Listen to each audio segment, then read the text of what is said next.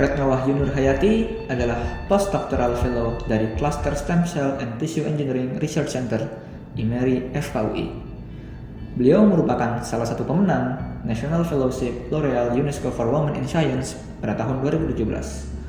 Penghargaan ini merupakan penghargaan tingkat nasional yang diberikan oleh L'Oreal kerjasama dengan Kemdikbud RI kepada perempuan peneliti muda yang dianggap luar biasa dan memiliki kontribusi signifikan dalam bidang ilmu pengetahuan. Retno mengajukan sebuah penelitian yang berjudul Mikroenkapsulasi sel punca hematopoietik. Fokus penelitian Retno yaitu mengembangkan teknologi terapi sel punca pada terapi kanker.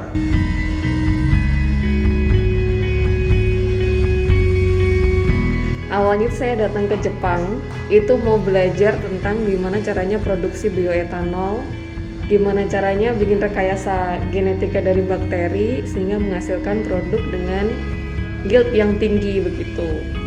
Nah, kemudian pada waktu saya master tahun kedua kalau nggak salah, salah satu peneliti di Jepang namanya Profesor Yamanaka itu dapat Nobel di bidang kedokteran, khususnya yaitu iPSL.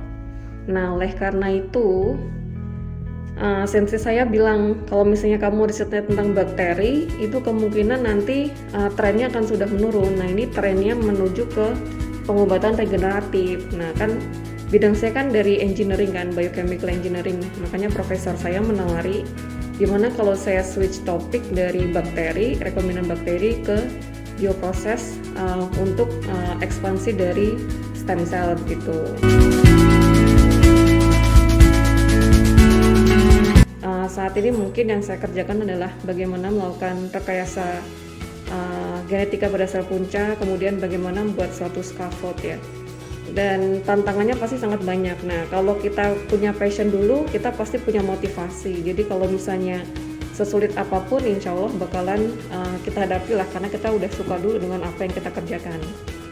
Kemudian yang kedua, kita harus menerima ini ya, kritik dan saran dari orang lain ya.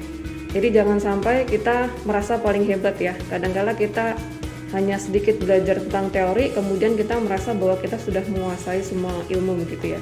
Jadi kalau saya sarankan sebaiknya kita mumpung masih muda, kita menerima kritik dan saran, dan juga kita banyak belajar ya. Jadi lebih banyak belajar, lebih banyak mendengarkan sebelum kita menyampaikan begitu. Jadi lebih banyak untuk menyerap ilmu pengetahuan dulu, kemudian kita akan mengembangkan dalam bentuk teknologi atau inovasi.